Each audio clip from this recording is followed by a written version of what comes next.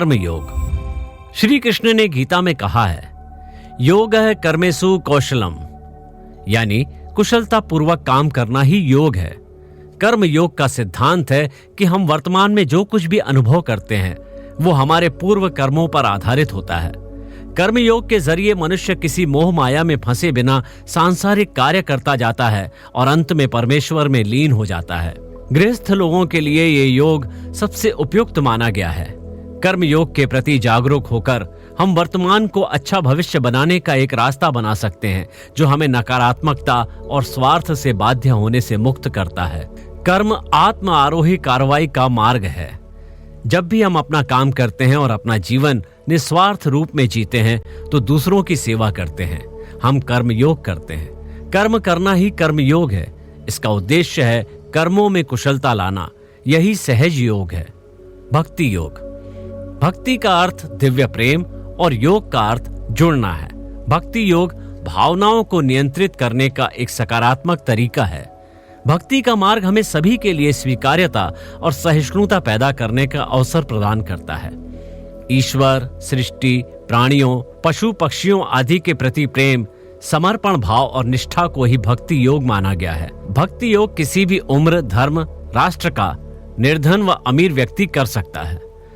हर कोई किसी न किसी को अपना ईश्वर मानकर उसकी पूजा करता है। बस उसी पूजा को भक्ति योग कहा गया है।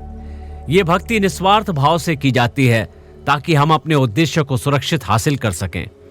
भक्त श्रवण, कीर्तन, स्मरण, पाद सेवन, अर्चन, वंदन, दास्य, सख्य और आत्मनिवेदन रूप इन 9 अंगों को नवधा भक्ति कहा जाता है। भक्ति योगानुसार व्यक्ति सालोक्य, सामीप्य, सारूप तथा सायुज्य मुक्ति को प्राप्त होता है, जिसे क्रमबद्ध मुक्ति कहा जाता है।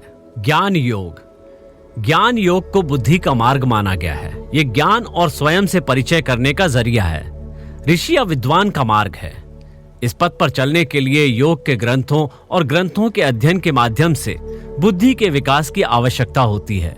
इसमें गंभीर अध्ययन करना होता है और उन लोगों को आकर्षित करना होता है जो बौद्धिक रूप से इच्छुक हैं। इसके जरिए मन के अंधकार यानी अज्ञान को दूर किया जाता है। ऐसा कहा जाता है कि आत्मा की शुद्धि ज्ञान योग से ही होती है। चिंतन करते हुए शुद्ध स्वरूप को प्राप्त कर लेना ही ज्ञान योग कहलाता है। साथ ही योग के ग्रंथों का अध्ययन कर बुद्धि का विकास किया जाता है। ज्ञान योग को सबसे कठिन माना जाता है और साथ ही साथ सबसे प्रत्यक्ष। अंत में इतना ही कहा जा सकता है कि स्वयं में लुप्त अपार संभावनाओं की खोज कर ब्रह्मा में लीन हो जाना ही ज्ञान योग कहलाता है।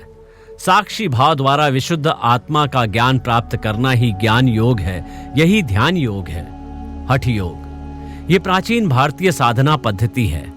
हठ में ह का अर्थ हकार यानी दाईं नासिका स्वर, जिसे पिंगला नाड़ी कहते हैं, वहीं ठ का अर्थ ठकार यानी बाईं नासिका स्वर, जिसे इड़ा नाड़ी कहते हैं, जबकि योग दोनों को जोड़ने का काम करता है। हठ योग के जरिए इन दोनों नाड़ियों के बीच संतुलन बनाए रखने का प्रयास किया जाता है। ऐसा माना जाता है कि प्राचीन काल में ऋषि मुनि हठ योग किया करते थे। इन दिनों हठ योग का प्रचलन काफी बढ़ गया है। इसे करने से आप शारीरिक रूप से स्वस्थ रह सकते हैं और मानसिक रूप से शांति मिलती है। षट कर्म, आसन, मुद्रा, प्रत्याहार, ध्यान और समाधि ये हठ योग के 7 अंग हैं। लेकिन हठ योगी का जोर आसन एवं कुंडलिनी जागृत करने के आसन, बंध, मुद्रा और प्राणायाम पर अधिक रहता है। यही क्रिया योग है। कुंडलिनी योग। कुंडलिनी का अर्थ है किसी सांप की तरह कुंडलित होना। कुंडलिनी योग ध्यान की एक प्रणाली है जिसका उद्देश्य मन में दबी हुई ऊर्जा को जारी करना है। योग के अनुसार मानव शरीर में 7 चक्र होते हैं। जब ध्यान के माध्यम से कुंडलिनी को जागृत किया जाता है तो शक्ति जागृत होकर मस्तिष्क की ओर जाती है। इस दौरान वो सभी 7 चक्रों को क्रियाशील करती है। इस प्रक्रिया को ही कुंडलिनी योग कहा जाता है। इसमें मनुष्य बाहर के बंधनों से मुक्त होकर भीतर पैदा होने वाले शब्दों को सुनने का प्रयास करता है, जिसे नाद कहा जाता है।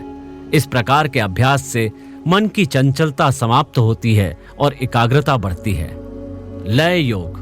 यम, नियम, स्थूल क्रिया, सूक्ष्म क्रिया, प्रत्याहार, धारणा, ध्यान और समाधि उक्त 8 लय योग के अंग हैं। विनियोग। विनियोग शारीरिक क्षमता की परवाह किए बिना किसी भी व्यक्ति को अनुकूलित कर सकता है। विनियोग के शिक्षकों को गहन प्रशिक्षण की आवश्यकता होती है और वे शरीर रचना और योग चिकित्सा के विशेषज्ञ होते हैं। ताओवादी योग, ये एक शांति प्रदान करने वाला और ध्यान करने वाला योग अभ्यास है जिसे यिन योग भी कहा जाता है। यिन योग प्रमुख जोड़ों में तनाव को घटाने का काम करता है, जिसमें शामिल है टखने, घुटने, कूल्हे, पूरी पीठ, गर्दन और कंधे। योग की विभिन्न मुद्राएं। किसी भी आसन की शुरुआत लेटकर अर्थात शवासन, चित लेटकर और मकरासन औंधा लेटकर और बैठकर अर्थात दंडासन और वज्रासन में खड़े होकर अर्थात सावधान मुद्रा या नमस्कार मुद्रा में होती है। यहाँ सभी तरह के आसनों के नाम दिए गए हैं। 1. पीठ के बल लेटकर करने वाले प्रमुख आसन। कोणासन, कटी चक्रासन, हस्त पादासन, अर्ध चक्रासन, त्रिकोणासन, वीरभद्रासन, पाद हस्तासन, वृक्षासन, नमस्कारासन, गरुणासन, उत्कटासन। 2. बैठकर करने वाले प्रमुख आसन। जनु शीर्षाना, पश्चिमोत्तानासन, पूर्वोत्तानासन, अर्ध मत्स्येंद्रासन, बद्ध कोणासन, पद्मासन, एकापादासन, कपोतासन, शिशुआसन, वज्रासन, गोमुखासन। 3. उदर के बल लेटने की मुद्रा में प्रमुख आसन। वसिष्ठासन, अधोमुखासन, धनुरासन, भुजंगासन, शलभासन, नौकासन। 4. पीठ के बल लेटकर किए जाने वाले प्रमुख आसन। नाभ्यासन, सेतुबंधासन, मत्स्यासन, पवन मुक्तासन, सर्वांगसन, हलासन, नटराजासन, शवासन, सिरासन।